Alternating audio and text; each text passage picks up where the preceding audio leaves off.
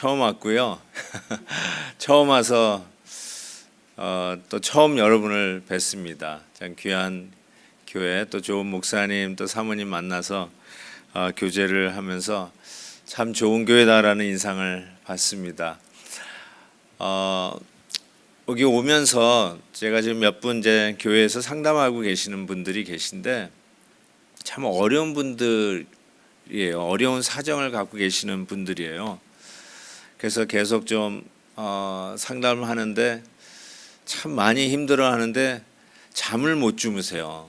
이렇게 염려가 있고 극심한 스트레스가 있고 이렇게 여쭤보니까 1시간에서 한 2시간 주무시는 것 같아요. 하루에 거의 그러면 제정신이 아니거든요. 아무리 건강한 사람도 일주일 잠을 못 자면 거의 소위 그 디프레션이 오잖아요. 우울증 증세가 오게 되고 아니나 다를까 그런 우울증 증세 때문에 굉장히 힘들어하세요. 자꾸 삶의 의욕을 잃어버리시고 정말 주일에 은혜 좀 받고 으쌰으쌰 하다가 월요일날 그냥 넘어지고 일이 안 되고 참 힘들어하는 그런 모습들을 보면서 참 이게 저도 목사이지만 하루하루 살아간다는 것이 이게 거의 기적과 같은 일이다라는 생각을 해보게 됩니다. 저희 교회도 약사님들이 참 많이 계시는데 그 제일 많이 팔리는 약이 우울증 약이에요. 그러니까 요즘은 그 우울증 약을 안 먹으면 도저히 지금 상황의 스트레스를 이겨낼 길이 없고 또 잠을 주무시지를 못해서 많은 수면제를 먹고 잠을 주무신다는 거예요. 그래서 제가 한번 통계를 봤더니 우리나라 이게 대충 보니까 우리나라 1년 국방비 예산이 이 미국에서는 우울증 약값으로 다 쓰더라고요. 그러니까 이게 보통 일이 아니에요. 현대인의 질병이라고 해도 과언이 아닐 것 같습니다. 그 정도로 참 심각한데 오늘 말씀에 보면 실은 요나가 거의 비슷한 증상이에요. 우울증이에요. 이게 오늘 말씀에 보면 3절에 주께서 나를 깊음 속 바다 가운데 던지셨으므로 큰 물이 나를 둘렀고 주의 파도와 큰 물결이 다 내 위에 넘쳤나이다. 내가 말하기를 내가 주의 목전에서 쫓겨났을지라도 제가 쫓겨났다는 말이죠. I've been banished from your sight. banished 됐다고 그랬어요. 이 모든 게 보면 의사들이 보면 이건 요나는 지금 심각한 우울증에 있다라고 이야기를 합니다. 그런데 이와 같이 심각한 질병을 앓고 있고 실은 우리 모든 현대인들이 불면증에 또 우울증에 비슷한 증상들로 늘 스트레스 받고 있는 우리들의 모습과 아주 비슷한데 이 요나가 나중에 보면 다시 우뚝 섭니다. 오늘 마지막 본문 말씀에 보니까 물고기 뱃속에 들어갔다가 다시 마른 땅 위에 나오는 모습을 보게 됩니다. 어떻게 이게 가능한 것일까? 어떻게 이런 일들이 일어날 수 있을까? 요나가 가지고 있는 이 믿음 때문에 그렇다라고 일단 결론부터 말씀드릴게요. 오늘 설교 제목도 믿음이니까요. 그럼 도대체 그 믿음이 어떻게 요나에게 작용이 되었고 그 믿음은 믿습니다 하는 그 믿음인지 어떤 단계를 통해서 그 자리에까지 이르렀는가 한번 간략하게 세 가지의 믿음에 이르러가는 세 단계를 한번 나눠 보면서 요나가 어떻게 이 문제를 극복했는지를 보며 나 또한 비슷한 문제를 갖고 있는 나 또한 그 문제를 극복할 수 있는 그런 비결, 그런 소망을 가질 수 있기를 바랍니다. 첫 번째 단계는요, 2절에 보면 내가 받는 고난으로 말미암아 여호와께 불러 아래 삽더니 이렇게 시작됩니다. 고난 가운데 요나가 했던 첫 번째 단계는 여호와 하나님을 부르기 시작한 겁니다. 그리고 내가 스올의 뱃속에서 부르짖었더니 주께서 내 음성을 들으셨나이다. 이 스올이란 말은 지옥이란 또 다른 말이죠. 지옥에까지 내려가는 것 같은 절망감에 빠져 있었던 요나가 그곳에서 한 게 뭐냐면 부르짖었다 이렇게 얘기하고 있어요. Cry out, cry out. 저는 이 부르짖는다는 말이 모든 믿는 자들에게 있어서는 반드시 걸쳐야 한 단계라고 저는 생각해요. 예수 믿는, 예수 안에 들어오는 그 신앙에 입문하는 모습은 100명이면 100명 다 다를 수 있어요. 그 경험이나 들어오는 과정이 다 다를 수 있어요. 그런데 반드시 겪는 게 있어요. 유사한 경험이 있는데 그게 무슨 경험이냐면 부르짖는 단계예요. 저는 이 부르짖지 않고 예수 믿는다는 것은 거의 생각해 볼 수가 없어요. 거듭난 사람은 부르짖게 돼 있어요. 부르짖는 과정을 통해서 주님을 만나는 그 자리까지 들어가기 때문에 그렇습니다. 그럼 부르짖는다는 게 무슨 말이냐면 그냥 목소리를 고함치는 그런 부르짖음은 아닙니다. 뭐 주여 삼창했다라고 부르짖었다라고 이야기할 수 없어요.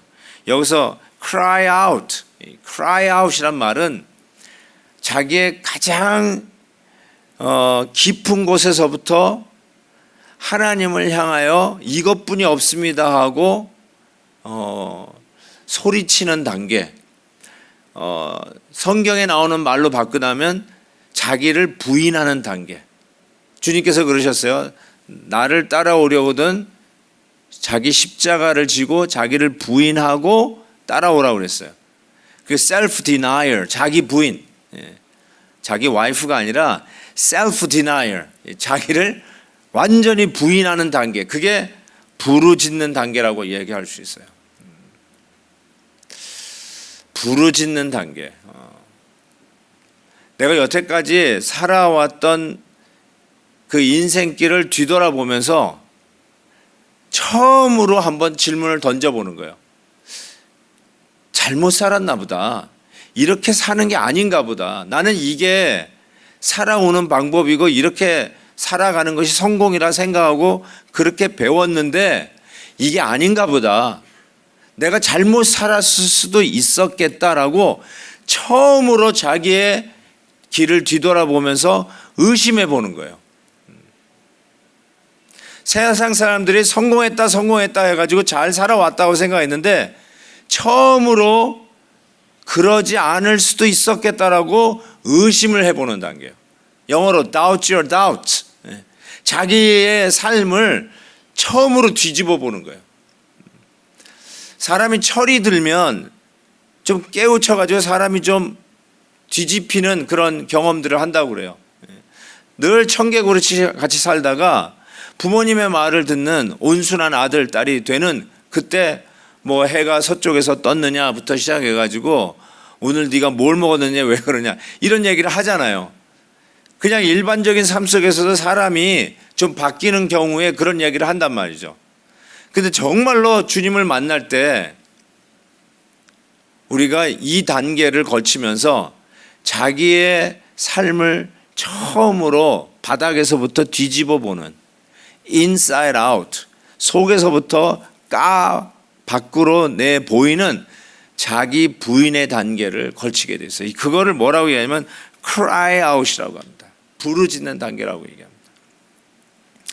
저는 어렸을 때 참 좋은 목사님 밑에서 신앙 생활을 배웠던 것 같아요. 지금 그 목사님 은퇴하셨지만 그때 학생 중학교 고등학교 때 이렇게 학생 임원 활동을 하잖아요. 소위 뭐 SFC 뭐 이런 활동을 이렇게 하는데 지금 생각해 보면 참 우스웠던 것 같아요. 중학생이 이렇게 뭐 회의를 진행하면서 가하시면 예하십시오. 예 아니면 아니요. 뭐 동의 있습니까? 그거 학생 때부터 배웠어요. 실은. 그게 요즘 목회하는데 얼마나 도움이 되는지 모르겠습니다. 재직회 할 때라든지 이런 거 할 때 동의 있으십니까? 제청 없으세요? 가하시면 예하십시오. 아니면 아니요. 저는 이걸 중학교 때부터 했다니까요. 학생회 할당을 하다면서. 근데 이 학생회 하면서 하는 게 뭐냐면 가끔씩 이 목사님이 산기도를 데리고 가요. 임원들을 산기도 데려가는데 지금 그 다니던 모교에 천마산 기도원이 있어요. 천마산 기도원이 있는데 그 천마산 기도원을 개발하면서 막 뒤에다가 소나무를 막 이렇게 심고 그랬어요. 그러면서 거기에 데려가시면 이러셨어요. 오늘 철야기도 한다고. 근데 그때 목사님 하는 말이 그 뒤에 소나무 뽑고 내려와야 되는데 소나무를 못 뽑고 내려오면 내려올 생각을 말라고 그런 말씀을 하셨어요. 그래서 산에 올라가자마자 이제 저녁 집회를 한 후에는 이 플래시라이트하고 그다음에 방석 혹은 담요 하나 들고 그 산기도하러 올라가요. 물론 기도원이 있는데 산기도하러 올라가는데 옛날 중학생을 어떻게 그렇게 훈련을 시키셨는지 저는 이해가 안 가요. 지금 요즘 중학생들 주니어 하이들 보면 전도사님이 우리 주니어 하이 학생들을 데리고 산기도 간다면 보낼 엄마 아빠들이 있을지 모르겠어요. 미쳤냐고 돌았냐고 그럴 것 같아. 근데 옛날엔 그랬어요. 그렇게 훈련 받았어요. 그때 올라가가지고 그 해가 지기 전에 빨리 올라가가지고 그 소나무 아주 그 나이스 앤 슬림 아주 작은 소나무 하나를 이렇게 딱 찍어놔요. 그리고 나서 저녁 집회 끝나고 올라가자 그러면은 잽싸게 올라가가지고 그 만만한 소나무 앞에 딱 자리를 잡습니다. 그리고 또 그때 목사님이 이렇게 우리 학생들 한 20m, 30m씩 이렇게 뚝뚝 떨어뜨려 놨어요. 그리고 이제 그 밤에 부르짖기 시작하는데요. 와 정말 실은 기도를 한 게 아니라 두려워가지고 소리 지르기 시작하는 거예요. 그리고 저쪽에서 소리를 질러야 저기 내 친구가 있구나, 여기 내 친구가 있구나. 근데 가끔씩 이렇게 저벅저벅 사람 걸어오는 소리가 들려요. 그게 제일 무서웠어요. 그 보면은 그 목사님이 다니면서 기도 안 하고 조는 놈이 있으면 깨우려고 이렇게 걸어 다니는 거예요. 그게 제일 무서웠어요. 귀신 걸어오는 줄 알고. 그러니까 소리를 치면서 했는데 어쨌든 그 얘기 하려면 이제 밤이 좀 짧고요. 어쨌든 소나무 하나 딱 하면 이제 기도 시작하면 이제 뽑기 시작하는 거거든요. 그런데 해보신 분 있어요? 소나무 뽑는 거? 해보셨어요? 소나무가요, 아무리 여린 소나무라도요, 잘 안 빠집니다. 죽어도 안 빠집니다. 물론 더 제가 어려서 힘도 없었으니까 이거 제대로 못 뽑았겠죠.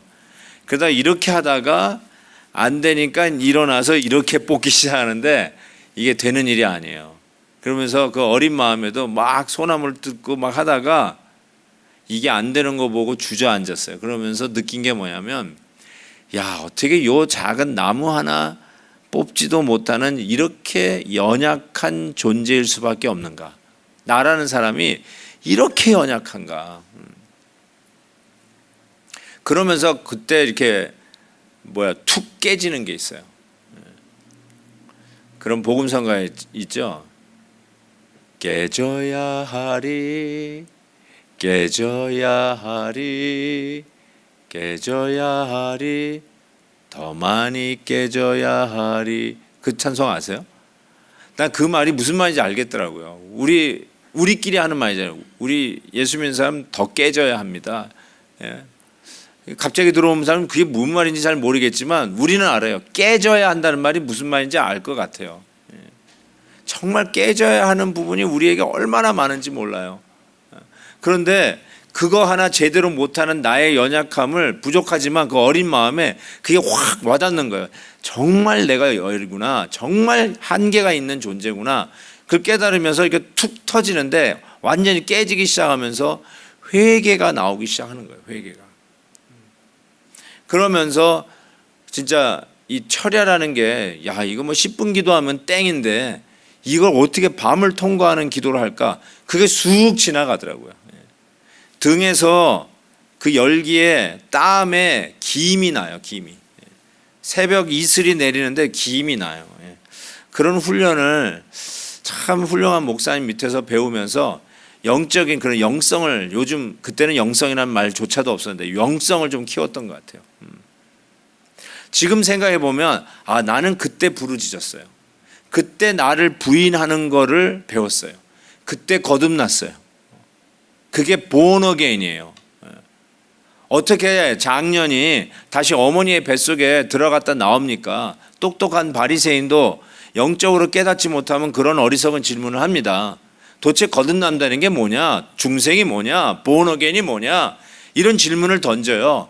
교회 안 다니던 사람이 교회 다니기 시작하는 게 born again 중생인가? 라는 생각을 그냥 개념적으로 가질 수 있어요. 세상에서 자기 마음대로 살다가 그래도 일주일에 한 번은 교회를 다니자 하면서 일주일에 한 번 교회 오는 거를 거듭남이라고 생각할 수도 있어요. 그렇지만 거듭남은 일주일에 한 번씩 교회 나오는 생활이 거듭남이 아니에요. 자기의 삶을 뒤돌아보면서 철저하게 뒤집어 보는 거예요. 내가 정말 바로 살고 있는가? 내가 지금까지 걸어왔던 이 길이 참된 길인가? 이 길로 계속 가다 보면 정말 하나님을 만나는 것인지, 아니면 이 길로 계속 가다가 지옥으로 가는 길인지.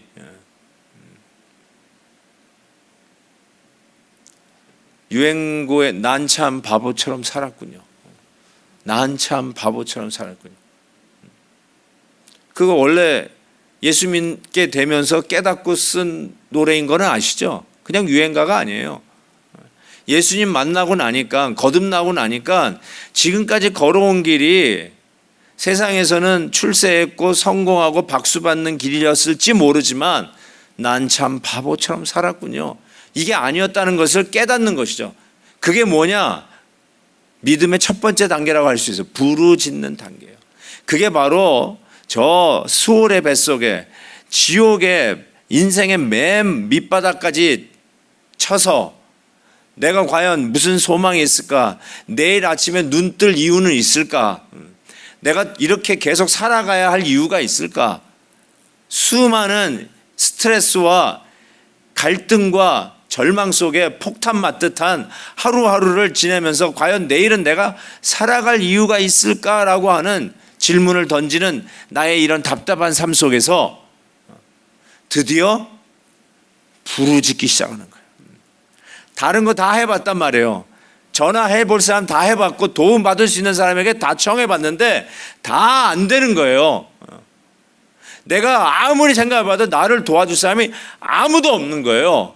그래서 마지막으로 하는 게 This is my final transmission 하고 마지막 기여를 넣는 게 뭐냐면 하나님을 향하여 드디어 부르짖기 시작하는 거예요. 하나님, 당신 말고는 나에게 다른 옵션이 없습니다. 당신만이 나의 마지막 소망입니다. 당신마저 버리면 나는 끝입니다. 내 인생은 종친 인생입니다.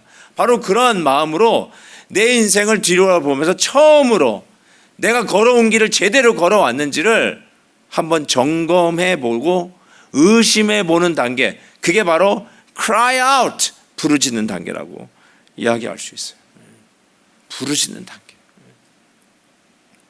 그래서 간절한 기도는 부르짖는 단계, 부르짖는 기도예요. 부르짖는 기도를 해보셔야 돼요. 부르짖는 기도를 안 해보시고 그냥 앉아 계시는 분은, 여러분이 교회를 다닌 게 10년이든 30년이든 50년이든 아니 평생 엄마 뱃속에서부터 지금까지 다니셨던 간에 영어로 I don't care, I don't care. 정말 부르짖는 단계가 있어야 돼요. 사람도 철드는 때가 있는데 영적으로 철드는 때가 바로 이 거듭남의 단계거든요. 어떻게 그게 오는가? 부르짖는 모습이 있어요. 꼭 산기도 아니더라도, 꼭 통성기도가 아니더라도 나의 인생의 절망과 같은 그 마지막 밑바닥에서 혹은 막다른 골목에서 내 인생을 뒤집어 보면서 하나님 외에는 나는 다른 길이 없습니다 하고 하나님 앞에 파이널 트랜스미션하고 마치 마른 손을 내미는 혈루병 환자와 같이 하나님 앞에 마지막 소망의 손길을 내밀었을 때 붙들어 주시는 하나님의 인도함을 받고 내 인생을 다시 시작하게 된 날, 이게 바로 부르짖는 믿음의 첫 단계라고 이야기할 수 있을까요? 고난 가운데 여러분은 그 순간을 맞을 수도 있었을까요? 비즈니스를 부도내고 아마 그런 상황이 왔을 수도 있을 거예요. 의사로부터 너무 늦게 찾아왔습니다 라는 말을 들었을 때 그때 하나님 앞에 바로 부르짖는 그런 경험을 해보신 분도 있으셨을 거예요. 내 인생의 절망 가운데 하나님 외에는 나에게 다른 소망이 없습니다 하고 밑바닥에서부터 젖먹는 힘을 다 내어서 하나님이 날 도와주시 아니면 나는 끝입니다 하고 주여 하고 부르짖던 단계. 그러면서 내가 내 입술로 문장을 만들어내는 기도 말고요, 내가 국문 영작이 아니라 국작을 하면서 기도하는 그 기도문 말고요. 당연히 그렇게도 기도하셔야죠. 대표 기도자들은 그렇게 하셔야죠. 그러나 하나님 앞에 부르짖을 때 속에서부터 툭 터지는 기도 말이에요. 만들어내는 기도가 아니라 성령께서 하게끔 하는 기도하는 거예요. 이게 무슨 말인지 알아들으시겠어요? 아니면은 도무지 무슨 말인지 뭘 알아듣겠어요? 그러는 거예요. 어때요? 아멘이에요. 지금 모르는 분이 있으면 오늘 이 기도를 하시면 돼요. 소리를 못 내셔서 나는 그런 거 못해요 라고 해도 소리 안 내고 묵상하면서도 부르짖는 기도를 드릴 수 있거든요. 오늘 그거 하시면 돼요. 오늘부터 하나님 정말 저에게는 그런 게 없었던 것 같은데요. 그냥 착하게 살면서 여기까지 온 것 같은데요. 인생을 뒤집어 보는 기도요? 나 그런 게 뭔 소리인지 모르겠는데요. 혹시 그런 분 계시면 오늘 하시면 돼요. 오늘.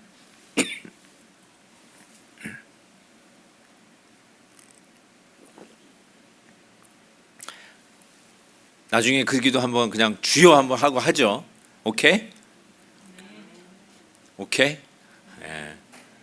원래 이렇게 조용하죠, 이 교회는. 알겠습니다. 제가 이상해서 아멘 없는 건 아니죠? 오케이. 퍼스널하게 택하지 않겠습니다. 저를 싫어해서 혹시 아멘을 안 하시는 줄 알고. 할렐루야. 이렇게 감사합니다. 원래 목사님들이요 가끔씩 아멘 하면 힘을 얻을 때가 있어요. 근데 엉뚱한 때 하면은 설교를 까먹어요. 그러니까 알아서 하세요. 내가 어디 할지 까먹을 때가 있더라고요.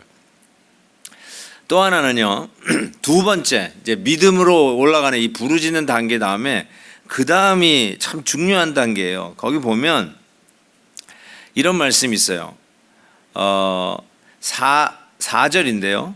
4절 보시면 내가 말하기를 내가 주의 목전에서 쫓겨났을지라도 다시 주의 성전을 바라보겠다 하였나이다. 이렇게 기도하고 있습니다. 실은 요 성전을 바라보겠다라고 하는 요 기도문이 어디서 드린 기도문이냐면 물고기 뱃속에서 드린 기도예요. 이게 물고기 바깥에서 드린 기도가 아니라 이 요나서 2장은 전장이 바로 물고기 뱃속에서 요나가 드린 기도예요. 그러니까 요나가 1, 2, 3, 4장인데 그 중에 이 한 장이 기도문이에요. 요나가 드린 기도인데 이게 뱃속에서 드린 기도예요. 근데 물고기 뱃속에서 한번 생각해서 주의 성전을 바라보겠습니다 라고 기도했단 말이에요. 이게 무슨 말이에요? 물고기 뱃속에 들어가 본 경험도 없지만 뭐 피노키오 만화 영화 혹시 보셨어요? 디즈니랜드에서 나온 디즈니 영화 피노키오. 거기 보면 고래 뱃속에서 피노키오가 이렇게 장작을 이렇게 떼우면서 막 이렇게 막 걸어 다니는 그런 거 보셨던 기억이 있을지 모르겠어요. 그런 거 생각하면서 요나도 이게 큰 물고기니까 아마 고래 뱃속쯤 되지 않았을까. 고래 뱃속에서 이렇게 장작불 떼고 이렇게 횃불 들고 다니면서 뭐 그랬지 않을까 이런 착각을 하시는데 그렇지 않습니다. 물고기 위장 속에 들어가 있는 거예요. 그래서 여러분 그 인터넷에 들어가서 검색어에 물고기 뱃속에 들어갔다 나온 사람 이렇게 치잖아요. 그러면 여러 가지 현대인들이 물고기 뱃속에 들어갔다가 살아나온 그런 케이스들이 이렇게 인터넷에 떠 있어요. 그걸 보면은 이게 물고기 그 위장을 갈라가지고 이렇게 확 나오는 그런 사진도 이렇게 실제로 나와 있는 것을 보게 돼요. 그러니까 꼭 요나만 물고기 뱃속에 들어갔다 나온 게 아니라 실질적으로 있더라고요. 그런 경험을 한 사람들이. 그런 거 보면은 그 물고기 위액 때문에 이렇게 머리카락 같은 게 다 녹고 아주 그냥 구사일생으로 살아나온 그런 모습들이 있더라고요. 자, 여러분 물고기 뱃속에 무슨 방향 기계가 있다고 주의 성전을 바라다 보겠다고 하겠습니까? 이게 틀림없이 지중해에서 이 큰 물고기 뱃속에 들어간 거거든요. 지중해니까 지중해에서 동쪽을 바라다 보면 이스라엘 예루살렘 쪽을 향한 거거든요. 동쪽. 근데 뭐 물고기가 그 뭐 동쪽을 향해서 헤엄치는지 서쪽을 향해서 헤엄치는지 어떻게 알겠어요? 그런데 여기서 주의 성전을 바라다 보겠다. 이 말은 뭐 그 방향을 향해서 무릎을 꿇고 기도하겠다. 뭐 다니엘이 항상 성전을 향해서 창문을 열고 하루 3번씩 기도한 것처럼 그쪽 방향을 잡고 기도했다라고 이야기할지 모르겠지만 실은 물고기 뱃속은 그게 불가능하거든요. 그러니까 이것은 주의 성전을 바라다 보았다는 말은 주의 성전을 생각했다는 뜻입니다. 주의 성전을 생각했다라는 것입니다. 이게 아주 중요한 말인데요. 7절에 보면 비슷한 내용이 나오는데 내 영혼이 내 속에서 피곤할 때 내가 여호와를 생각하였더니, 여기 보세요. 생각했다고 하잖아요. 생각하였더니 내 기도가 주께 이르러 싸우며 주의 성전에 미쳤나이다. 이 말씀이 나와요. 주의 성전에 미쳤다. 아주 중요한 말이에요. 주의 성전에 내 기도가 다다랐다라고 하는 것이죠. 솔로몬이 성전을 봉헌하면서 뭘 봉헌하냐, 무슨 기도를 드리냐면 이곳에서 드린 우리의 기도를 하나님께서 받아주실 것을 기도하면서 봉헌을 합니다. 그러니까 이 성전에서 기도하는 것을 하나님이 들어주시는 거예요. 그런데 무조건 성전을 향해서 기도하면 들어주시는 것이냐? 그게 아니라 그때 어디를 향해서 기도하냐면 속죄소 위에서 하나님이 우리를 만나 우리의 기도를 들으셔 주신다고 약속하세요. 성전을 생각했다라는 말은 틀림없이 성전이라고 하는 그 건물, 솔로몬의 성전, 그 건물이라기보다는 그 성전 안에 있는 지성소, 그것도 지성소 안에 있는 하나님의 법궤, 언약궤를 의미했을 거라고 저는 생각해요. 그게 주의 성전을 생각했다는 뜻이에요. 그리고 솔로몬이 봉헌할 때 바로 이 언약궤 뚜껑, 속죄소 위에서 하나님이 우리를 만나 주시겠다 약속하셨다는 차원에서 바로 성전을 향해서 할 때 기도할 때 하나님이 들으시고 우리를 만나 주신다는 그 약속을 하나님으로부터 쫓겨나고 주의 존전에서 완전히 밀려나가 버림받은 것 같은 요나가 그 물고기 뱃속에서 그가 유일하게 붙들 수 있었던 약속이 뭐냐면 그래도 나의 죄를 대신해서 속죄 양이 속죄소 언약궤 뚜껑 위에 뿌려진 바로 그 속죄소 위에서 죄값이 치루어진 바로 그 위에서 하나님이 우리를 다시 만나 주시겠다는 약속 말이에요. 그 약속을 붙들고 주의 성전을 바라다 보한 것이고 주의 성전 안에 언약궤를 생각했던 것이고 그 생각은 뭐냐? 속죄 피가 뿌려진 속죄소 위에서 하나님이 나를 다시 만나 기도를 들으시겠다는 약속을 붙들었다는 뜻이에요. 이게 믿음이에요. 이게 내가 하나님으로부터 버림받은 것 같아요. 사람에게 버림받은 것도 참기 힘들잖아요. 배신감, 부들부들 떨고 잠이 안 와요.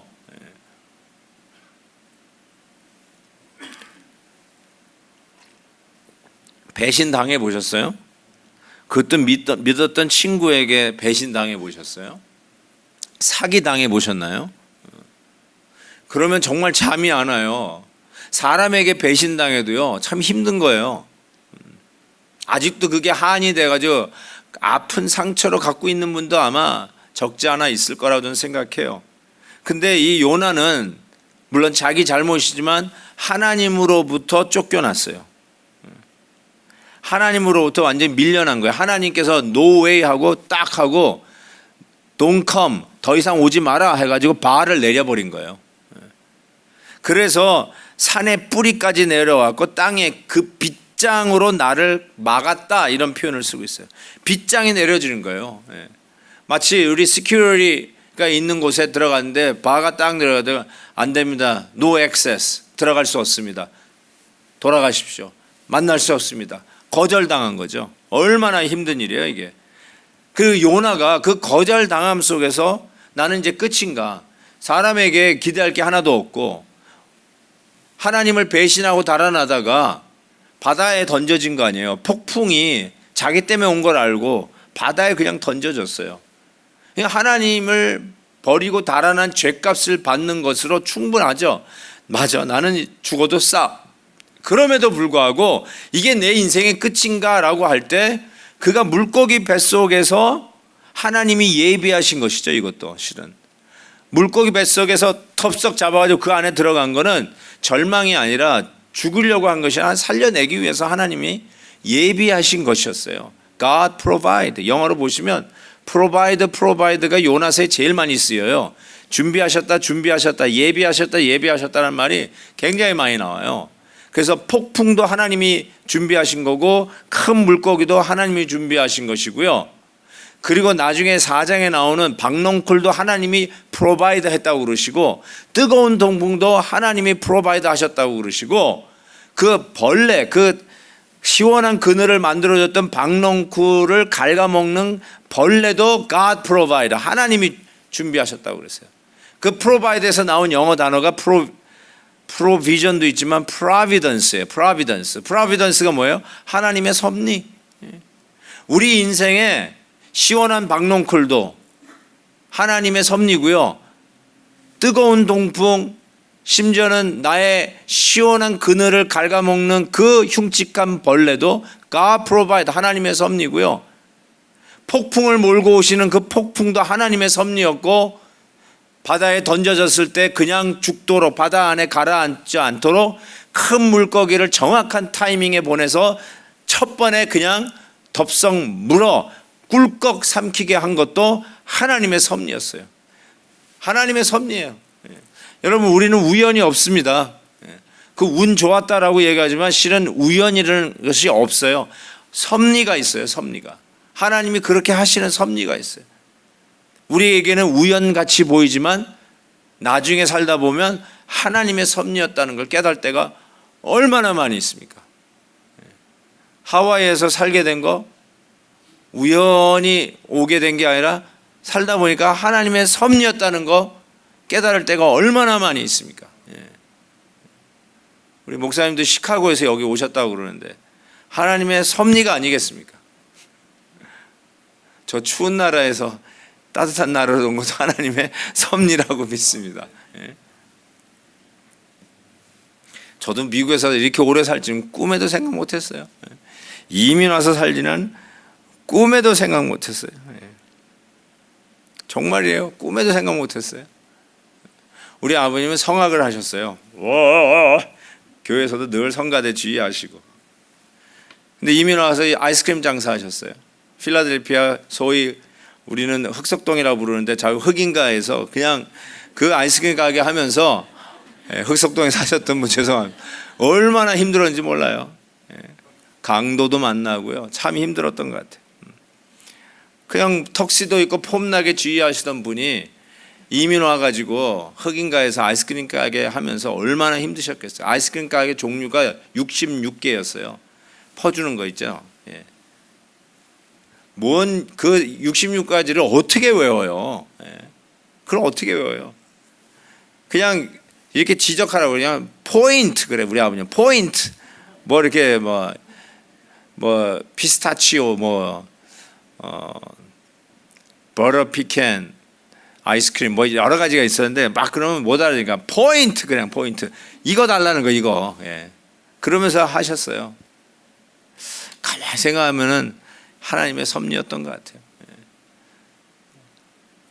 여러분이 혹시 이런 거 있잖아요. 미국 와가지고 괜히 고생한다고 하와이 와가지고 그냥 내가 한국에 있으면 이러고 살고 있지 않을 텐데 말이죠. 내가 왕년에 이 왕년자 이 많이 하시는 분들 왕년에 얘기하는 사람 치고 좋은 사람 별로 없어요. 그냥 한국에 있었으면 훨씬 더 편하게 살 수 있을지 모르지만 오늘 여러분이 이 자리에 이 상황 속에 오늘도 주님을 섬기는 이 자리에 있게 하신 것은 하나님의 섭리라는 걸 믿으셔야 돼요. 그거 확실히 믿으셔야 돼요. 왜냐하면 요나가 물고기 뱃속에 들어간 게 하나님의 섭리였어요. 거기에 무슨 희망이 있어요? 칠흑과 같은 그곳에 무슨 동서남북을 가릴 게 있어요? 뭐 눈을 아무리 떠도 안 보이는 거 있잖아요. 손을 이렇게 대도 손이 안 보이는 어둠 말이에요. 우리는 너무나도 빛이 익숙해요. 불 다 꺼도요, 셀폰 차지 불은 저기 보여요. 셀폰 차지하는 그 조그마한 그린라이트이 방 안이 보인다니까요, 나중에 보면. 그러니까 우리는 어둠에 칠흑 같은 어둠이라는 게 잘 몰라요. 옛날뿐이나 전기 없었던 그냥 달밤에 글을 읽었다는 그런 옛날 전설과 같은 얘기하시는 분이나 금음날의 어두움 정도라고 생각하실까? 그것보다 수백 배 더 어두운 게 물고기 뱃속에서의 어두움이에요. 아무것도 안 보이는 그곳에서 주의 성전을 바라다보는 이 마음 말이에요. 그래서 주님께서 속죄소 위에서 만나주시겠다는 그 약속 말이에요. 그래서 드디어 이 요나가 드디어 그 기도가 성전에 이르렀다, 다다랐다, 즉 응답되었다고 하잖아요. 거기다 확신이 생기는 거죠. 요나의 이 확신이 실은 저와 여러분이 가져야 할 확신 아닙니까? 아무리 세상에서 내쳐졌고 배신당했고 그 누구도 여러분을 도와줄 거 없고 지금은 정말 막 죽네 죽으라 하네. 맞죠? 나쁜 일은 계속 터져요. 죽으라 하네. 교통사고 나가지고 힘들어 죽겠는데 대학 간 아들이 전화 와요. 자기도 교통사고 났다고 돈 보내라고. 정말 죽으라 하네요. 그런 거예요. 바로 그런 상황인데 하나님, 내가 나를 버리신 겁니까? 나를 돌아보지 않으시는 겁니까? 나를 신경도 안 쓰시는 거 아닙니까? 바로 그 순간에 뭘 생각해야 되냐면 요나가 주의 성전을 생각하듯이 우리도 생각해야 될 게 있어요. 뭐예요? 아무리 내쳐졌다 할지라도 버림받은 것 같다 할지라도 나의 죄 값을 치르는 바로 그 속죄양 핏값 위에서 우리를 만나시겠다는 약속 말이에요. 우리에게는 십자가가 있잖아요. 십자가 위에서 우리 주님이 우리를 다시 만나시잖아요. 여러분이 어떤 인생을 살았든 간에 예수 그리스도의 십자가 위에서 다시 하나님을 만나고 바로 그 순간에 하나님 앞에서 다시 태어나는 거듭나는 그 축복과 소망을 얻지 않습니까? 이 세상은 아니다라고 하는 순간에 우리는 우리의 죄값을 치르신 예수 그리스도의 십자가 위에서 다시 거룩한 하나님을 만날 수 있잖아요. 아멘입니다. 그래서 아무리 힘들고 어려운 상황 속에서라도 우리를 예수 그리스도께로 인도해 오던 그 어려움과 삶의 그 모든 고난들은 하나님의 섭리 속에서 우리를 하나님께로 인도하기 위해서 하나님이 쓰셨던 아주 유익한 도구였음을 우리는 고백할 수밖에 없어요. 그때 그 고난이 아니었으면 나는 오늘 이 자리에 없어. 그때 내가 그런 절망이 없었다면 나는 하나님을 찾지도 않고 아직도 내가 최고인 줄 알고 내 잘난 맛에 살았을 거야 라고 이야기할 분도 있을지 몰라요.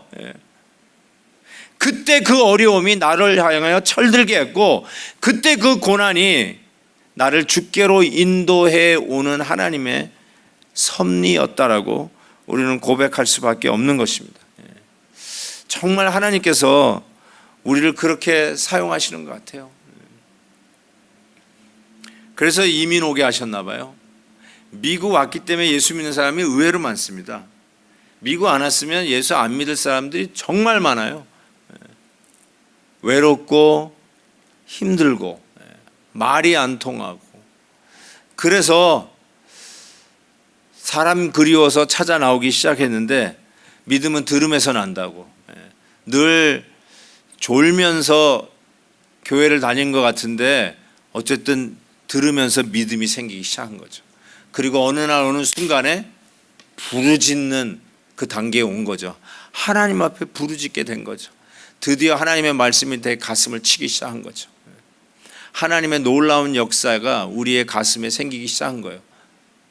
무뚝뚝한 내 눈에서 하나님의 말씀을 들으며 찬양을 할 때 눈물이 나오기 시작하는 거죠. 이게 이상한 일이 일어난 거예요. 자기도 모르는 거예요. 왜 눈에서 액체가 나오는지 처음 한 거예요. 그런 일이 왜 생겼을까 생각해 볼 때 믿음이 생기기 시작하는 것이죠. 예수님의 십자가를 생각할 때마다 가슴이 뭉클해지기 시작하고, 우리 주님의 말씀을 들을 때마다 내가 이렇게 살면 안 되지, 돌아설 수 있는 결단들이 내 안에 생기는 것. 이게 바로 요나가 완전히 내쳐지고 내 앞에 빗장이 가로막혀 더 이상 갈 수 없고 하나님도 노웨이 한 것 같은 그 순간에도 주의 성전을 바라다 보고 주님께서 내 기도를 들으시게 다시 일으켜 줄 것을 믿고 소망을 가지고 부르짖었던 것이죠. 이게 믿음이에요. 이게 믿음이에요. 부르짖는 단계. 또 하나는 주의 성전을 생각하는 단계, 즉 십자가 위에서 하나님을 만날 수 있다라고 하는 이 복음의 핵심을 붙드는 거죠. 착하게 살면 하나님이 만나 주실 거다. 아직도 그런 생각하는 사람이 얼마나 많은지 몰라요. 당연히 착하게 살아야죠. 그거는 은혜 후에 우리가 마땅히 살아야 할 방법인데, 착하게 살아야 하나님이 만나 주시는 게 아니에요. 뭘 착하게 살면 만나요. 착해도 못된 착한 놈이에요. 누가 그러더라고요. 연탄은 아무리 닦아도 연탄이라고. 죄인은 아무리 닦아도 죄인이에요. 착한 일 한다고 죄인이 갑자기 의인으로 둔갑하는 게 아니에요. 여러분, 제가 가장 큰 자존심 상한 게 뭐냐면, 나 같은 사람을 구원받기 위해서 예수님이 십자가에 죽어주셔야만 내가 구원받는다는 게 난 처음으로 제일 싫었어요. 실은 그게 가장 자존심 상하는 얘기였어요. 뭐 살인마를 위해서 예수님이 십자가에 대신 죽어주면서 구원하시준다, 그거는 아멘이에요. 그냥 나도 살인마가 구원받기 위해서 주님이 흘려주시는 보혈의 방울을 마이너스 한 방울도 아닌 똑같은 양을 흘려주셔야 나 같은 사람도 죄인이 하나님 앞에 구원받는다는 게, 그게 그렇게 자존심 상했다니까요. 제가 어렸을 때 친구가 여기 앉아있어서 내가 거짓말도 못하겠네. 저 그래도 착하게 컸어요. I was a good boy. 학교, 교회, 집, 저는 삼각형 인생을 살았어요. 이게 무슨 말인지도 모르시죠? 여러분은 한 7, 8각형 살았잖아요. 집, 학교, 그래서 빠져가지고 카바레, 고고장, 술집, 이거 돌아다니잖아요. 저는 근데 삼각형이에요. 집, 교회, 학교. That's it. 이것뿐이야 몰라요 저는. 그런데도 나 같은 사람을 위해서도 예수님이 십자가에서 피 흘려 죽으셔야 내가 구원받는데, 난 이게 너무너무 싫었다니까요. 실은. 그런데 깨닫는 게, 야, 정말 죄인인가요? 저도 죄로 똘똘똘똘 뭉쳐 있고요. 생각하는 것마다 자기중심적인 나를 보면서 바울을 조금 이해할 것 같아요. 오호라 나는 공고한 자로다. 난 그게 무슨 말인지 알 것 같아요. 손으로 발로 지은 죄가 더 많아서라기보다 내가 이런 죄인이었구나를 저 깊이 깨닫는 거예요. 옛날에는 내가 이 정도는 죄인이에요. 근데 예수 믿는 연륜이 깊어지면서 내가 이런 죄인이 아니라 실은 이런 죄인이에요. 생각해보니까 또 이런 죄인이에요. 목사가 되니까 더 못된 죄인인 것 같은 그런 절망감에 빠질 때도 여러 번 있었어요. 정말 주일날 강단에 올라와 서는 것이 죽기보다 싫은 적도 있었어요. 너무나 위선적인 것 같아서 내 자신이 징그럽게 싫은 거예요. 이 강단에 쓰는 게. 여러분 무슨 말인지 모를 거예요. 아침에 부부싸움 실컷 하고 강단에 서서 설교해봐요.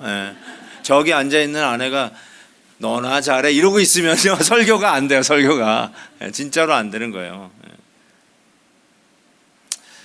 아이고, 이 아픔을 누가 알까요? 정말 하나님께서 참 나 같은 자를 위해서 십자가 지신다는 이것이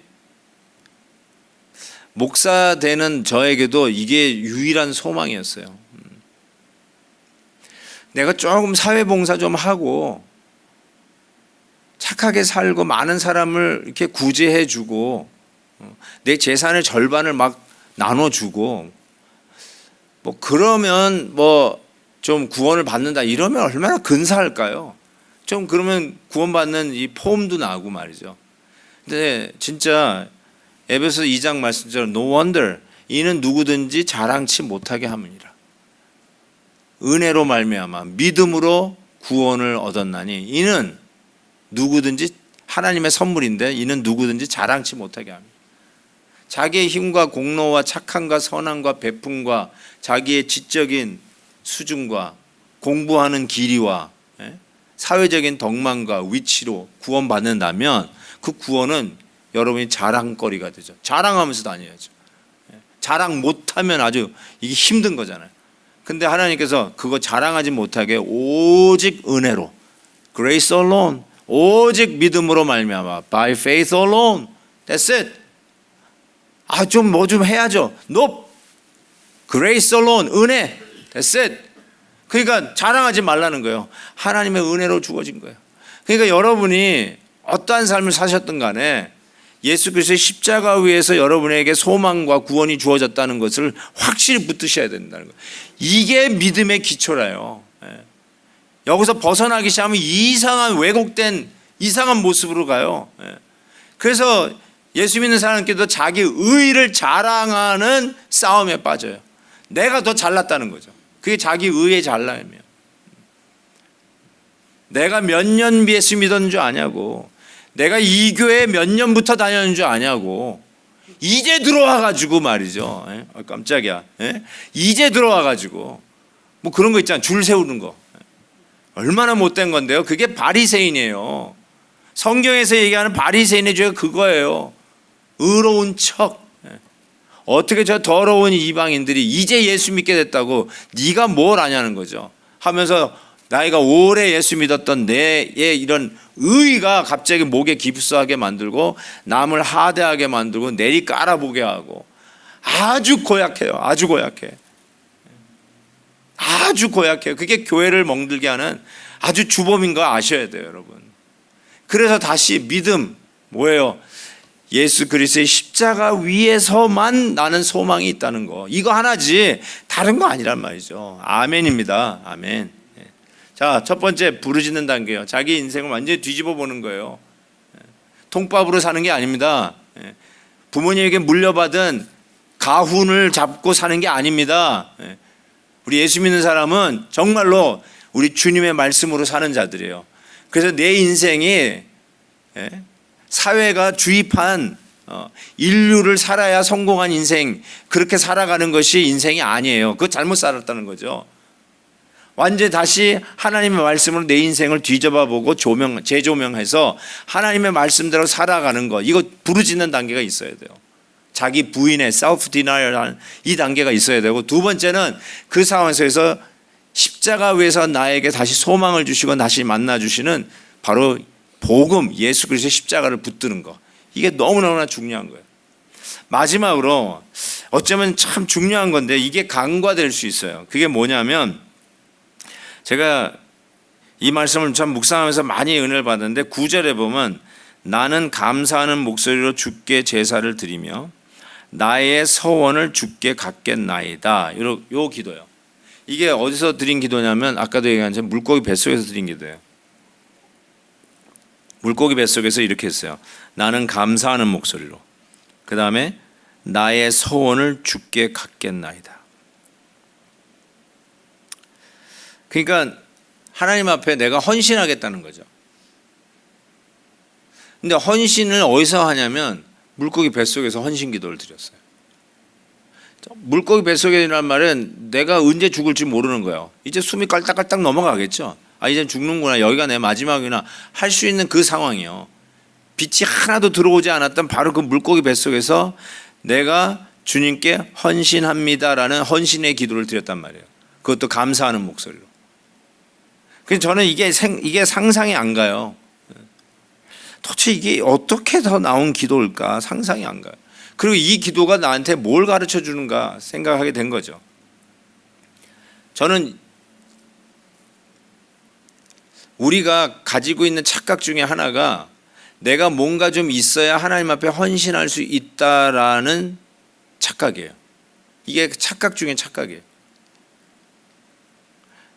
그래서 이게 기도가 나는 이해가 안 됐던 거예요. 저도 그 생각을 하고 있었으니까 이게 이해가 안 되는 거예요. 이게. 아니 지 꼬라지를 알아야지. 물고기 뱃속에서 왜 헌신을 해? 가진 게 있어야 하나님 앞에 드릴, 있을 때 하지. 우리 있을 때 잘하지. 아무것도 없고 이제 탁탁 털려가지고 죽는 것뿐이 아무것도 없는데 이때 무슨 하나님 앞에 뭘 헌신한다고 야단이냐는 거죠. 우리도 그렇게 생각하는 거예요. 그러니까 말이 안 되는 거예요. 근데 왜 이 기도가 여기에 적혀 있고 오늘 이 기도가 저와 여러분에게 무슨 메시지를 주는 걸까요? 하나님 앞에 헌신은 여러분이 가지고 있을 때 하는 게 아니라는 거예요. 우리가 흔히 이런 생각해요. 내가 좀 뭔가 가진 게 있어야 하나님 앞에 기여를 할 수 있다라고, 컨트리뷰션을 할 수 있다라고 착각한다는 거죠. 우리 좋은 의미로, 좋은 말로 바꾸면 내가 좀 뭐 은사가 있어야 뭐 섬기지. 은사가 있어야 헌신을 하죠. 노래를 좀 할 줄 알아야 성가대로 헌신을 하고 찬양팀에서 헌신을 하는 거 아닙니까? 뭐 바이올린이라도 킬 줄 아는 은사가 있어야 헌금송이라도 하잖아요. 그래서 내 은사 활용을 한다는 거 아니에요. 뭔가 실력이 있고 은사가 있어야 하나님 앞에 헌신을 한다라고 하는 생각을 하는 거예요. 가끔 교회에서 좀 섬겨주시죠 그러면 이렇게 얘기해요. 바빠요 그래요. 바빠서 못하는 거예요. 아 그러니까 우리 생각에 시간이 있는 사람이 시간을 들이면서 헌신하는 게 헌신이라고 생각해요. 그래서 시간이 있어야 돼요. 그러니까 시간도 어쩌면 은사예요. 요즘은 저에게 돈과 시간뿐이 있는 게 없습니다. 뭐 이런 분이 가끔 계시더라고요. 그러면서 그게 자기 은사라고 얘기하는데, 그러니까 그것도 뭐 나쁜 말은 아닌데 주의할 것이, 하나님 앞에 우리가 헌신하려면 돈도 있어야 되고 시간도 있어야 되고 건강도 있어야 되고 기술도 있어야 되고 은사도 있어야 되고 재주도 있어야 되고 가진 게 있어야 된다고 생각하는 거예요. 그래서 변명이, 헌신하지 못하는 변명이 뭐냐면 지금 바빠요. 투잡 쓰리잡 뛰어요. 이제 비즈니스가 막 시작돼서 안정 궤도에 올라가면 그때 할게요. 지금 우리 애들 대학 가요. 대학 자금 마련하는데 대학 졸업하면 그때 좀 숨통이 트니까 그때 헌신할게요.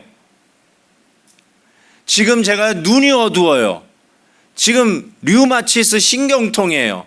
건강이 약해서 헌신 못해요. 건강이 회복되면 할게요. 지금 제가 암 투병 중이에요. 암 나으면 그때 헌신할게요. 전부 다 우리의 생각은 내가 뭔가 가지고 있어야 되고 조건이 맞아야 헌신을 한다라고 생각하잖아요. 근데 그런 관점으로 오늘 9절 말씀을 보니까 이게 도저히 이해가 안 되는 거예요. 물고기 뱃속에 들어가서 아무것도 할 수 없는 요나가 무슨 주께 서원을 갖겠나이다 하고 무슨 감사하는 목소리로 하나님 앞에 헌신 기도를 하냔 말이에요.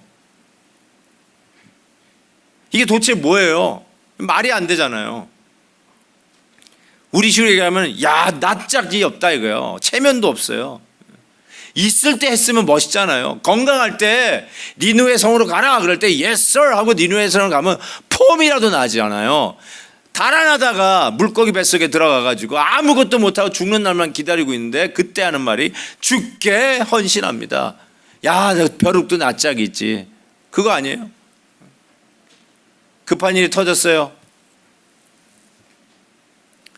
한 번도 새벽기도 나오지 않은 성도가 새벽기도 나왔어요. 그러면 누가 제일 놀라냐면 목사님이 놀랍니다. 무슨 일이 생겼나 보다 하고 목사님이 놀래요. 나중에 물어요. 무슨 일 있으세요 집사님? 새벽기도 늘 나오던 분이 하면 안 놀라는데 한 번도 안 나온 사람이 갑자기 새벽기도 툭 튀어나오면 그러면서 벌써 나왔어야 되는데 벼룩도 낯짝이 있죠. 멀쩡할 때는 한 번도 안 나오다 나한테 일 터지니까 하나님 앞에 나와 기도하는 게 너무너무 미안해가지고 안 나오다가 오늘 나왔다고. 혹시 그런 분 계세요? 일이 터져가지고 기도는 해야 되겠는데 기도 늘 안 하다가 일 터지면 기도해야 되니까 그게 미안해가지고 기도도 못하고 있는 그런 분 계세요? 우리는 어쨌든 그런 마음일 것 같아요. 근데 요나는 그런 거 없잖아요. 뻔뻔하잖아요. 자기 죽게 됐는데 뭐 죽게 소원을 갖겠나이다. 헌신하잖아요.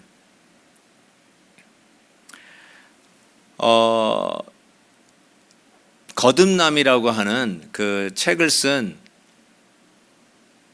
그 프리즌 미니스트리의 척 콜슨이라고 하는 분이 계세요. 지금 돌아가셨습니다.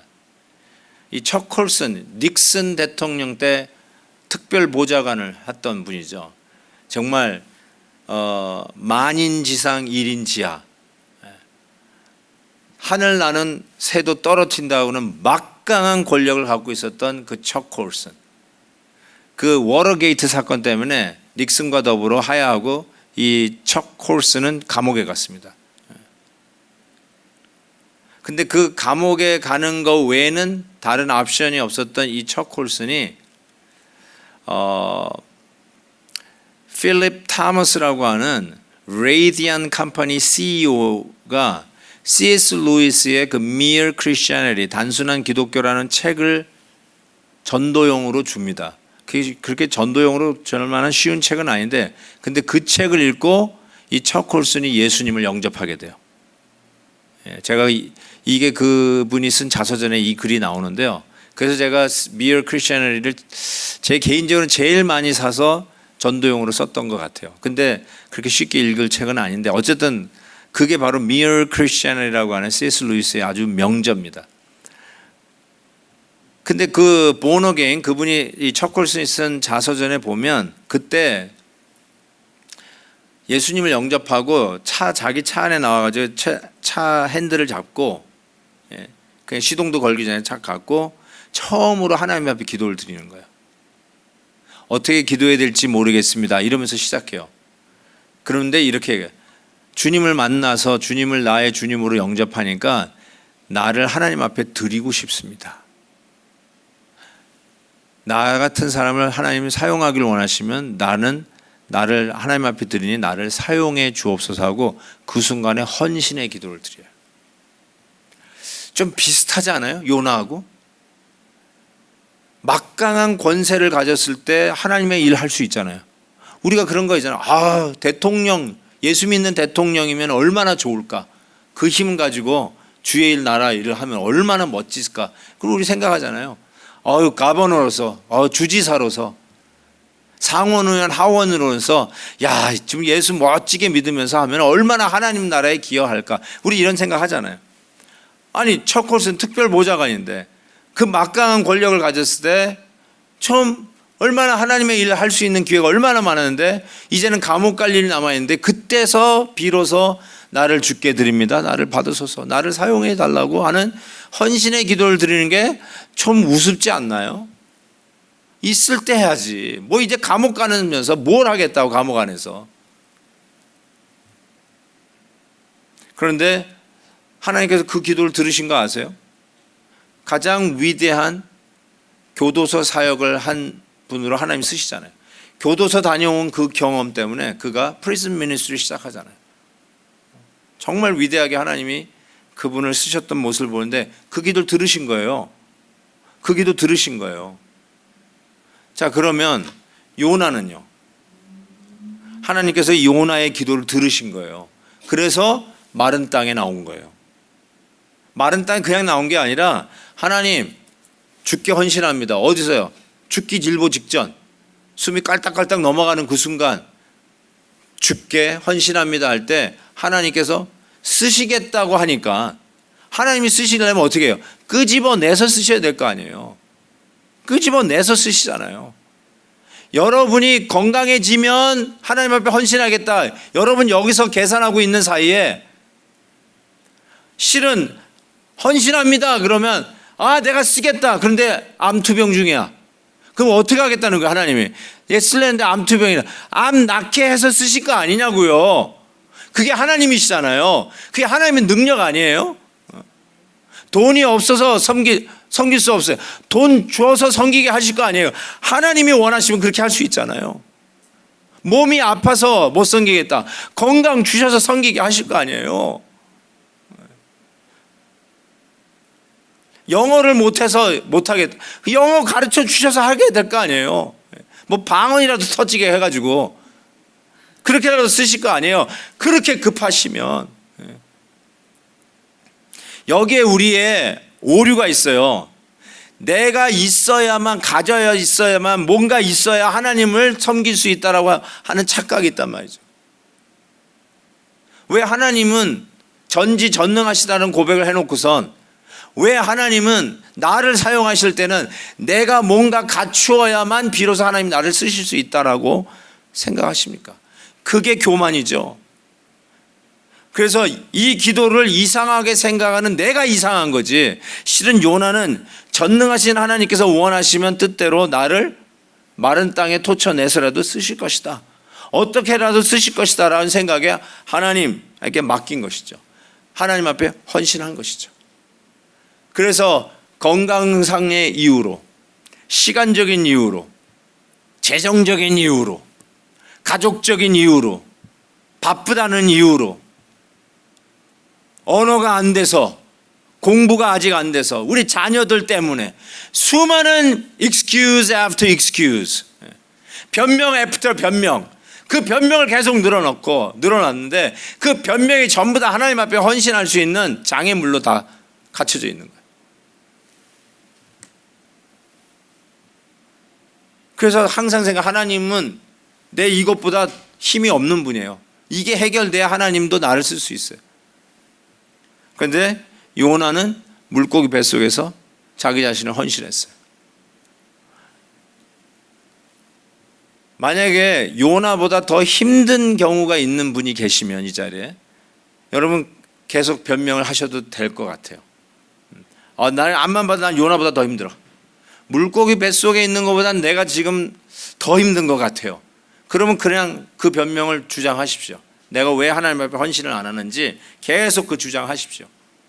근데 요나보다는 그래도 나아. 적어도 여기 나오신 분들은 요나보다 나아. 왜요? 물고기 뱃속은 아니잖아요. 여기는 적어도 여기까지 오셨잖아요. 그러면 뭐예요? 여러분은 no more excuse. 여러분 이제 더 이상 변명이 없어요. 변명해서도 안 돼요. 하나님의 능력을 과소평가하지 마세요. 여러분의 변명을 없애서라도 여러분의 헌신 기도를 하나님은 응답해 줄 수 있는 능력의 하나님이심을 믿으십시오. 정말 믿으셔야 돼요. 그런 하나님이시구나, 이걸 믿으시란 말이죠. 그래서 우리 복음은 알잖아요. 십자가 여기까지는 알아. 근데 믿음이 한 단계 더 오르지 못하는 이유가 뭘까? 맨날 십자가 하다 끝나는 이유가 뭘까? 요 다음 단계를 못해서 그런 것 같아요. 헌신을 못해요. 부르짖고 십자가 위에서 주님을 만난 것까지는 우리가 하는 것 같아요. 근데 그 다음 단계 왜 신앙의 업그레이드가 없을까? 요 마지막 단계, 요나가 물고기 뱃속에서 드리는 헌신의 기도를 우리는 잘 못해요. 허드슨 테일러, 차이나 인랜드 미션의 창시자죠. 하나님이 가장 위대하게 쓰신 종이라고 하는 그런 칭찬을 받았을 때 BBC 한 기자가 허드슨 테일러에게 이와 같이 인터뷰를 했습니다. 선교사님, 많은 사람들이 지난 수세기 동안에 가장 위대하게 쓴 하나님의 종을 허드슨 테일러 당신이라고 그러는데 What do you think about that? 어떻게 생각하십니까? 그때 허드슨 테일러가 이런 얘기를 했어요. 하나님께서 마음대로 쓰실 만큼 작고 하나님께서 마음대로 쓰실 만큼 연약한 자를 찾았는데 저를 찾으신 겁니다. 이 말이 너무너무나 명언 중에 명언인 것 같아요. 하나님이 똑똑하고 잘나고 가진 사람 찾았다가 쓰신 게 아니라 하나님이 마음대로 쓰실 만큼 작고 하나님이 마음대로 흔들어 쓰실 만큼 연약한 자를 찾았는데 자기를 찾았다는 거예요. 그래서 이런 말이 있죠. 하나님은 능력의 사람을 찾는 게 아니라 하나님은 어베일러블한 사람을 찾아요. 하나님은 똑똑한 사람을 찾아 쓰시는 분이 아니에요. 박 박사를 찾아서 쓰시는 분이 아니에요. 하버드, 예일 나온 사람만 쓰시는 게 아니에요. available 한 사람 찾아요. 그래서 영어로 그래요. God is not looking for an able man, but an available man. available 한 사람을 찾지 able, 능력자를 찾지 않으세요. 왜요? 전능하신 하나님이 무슨 능력을 찾아요. 모든 것을 가지신 분이 무슨 돈 있는 사람을 찾아서 쓰시려고 그러시겠어요. 이 모든 것들이 하나님으로부터 나왔는데 무슨 재능 있는 사람을 찾으시려고 그러세요. 무슨 기술을 가진 사람이 아쉬워서 하나님 그런 사람들 찾아가지고 너 나를 위해서 좀 네 기술 내놔라 하고서 이렇게 막 빨래 짜듯이 짜면서 우리한테 억지로 그 일 맡기시겠어요. 하나님은 전능자세요. 전능자세요. 불가능이 없으신 분이세요. 돌들을 들어 쓰실 수 있는 분이세요. 그 하나님이 여러분을 쓰시는 게 은혜예요. 나 같은 자를 사용하시는 게 은혜예요. 그게 감사죠. 그래서 여러분 더 이상 하나님 앞에 나의 모습을 가지고 변명으로 하나님 앞에 섬기지 못하고 헌신하지 못하는 이야기 그만하시고 요나의 헌신 기도를 배우세요. 가진 거 없지만 하나님 나 같은 사람 쓰시겠습니까? 하나님께서 쓰시겠다면 어쩌겠어요? 그 여러분이 생각하는 장애물 하나님은 걷어내시고 쓰실 거예요. 난 그걸 믿어요. 설교자로 쓰시겠다는데 내가 어눌해요. 그럼 하나님께서 모세의 어눌함을 제거하시고 쓰세요. 헌신하니까 쓰시는 거잖아요. 아멘입니까? 아멘. 다음에 제가 하와이 또 언제 올지는 모르겠지만 이제 길을 텄으니까 꼭 그런 간증을 여러분에게 들었으면 좋겠어요. 그때 목사님 오셔서 내가 이런 수많은 변명을 갖고 주저주저 하고 있었는데 이 변명이 더 이상 하나님 앞에 헌신하는 변명이 될 수 없다. 헌신 못할 변명이 될 수 없다. 그래서 하나님 앞에 헌신기도 딱 드렸더니 하나님이 내 변명을 제거하시고 하나님께서 지금까지 나를 이렇게 쓰고 계시다. 이 간증을 좀 들었으면 좋겠어요. 우리 꼭 좀 들었으면 좋겠습니다. 할렐루야. 아멘. 아멘.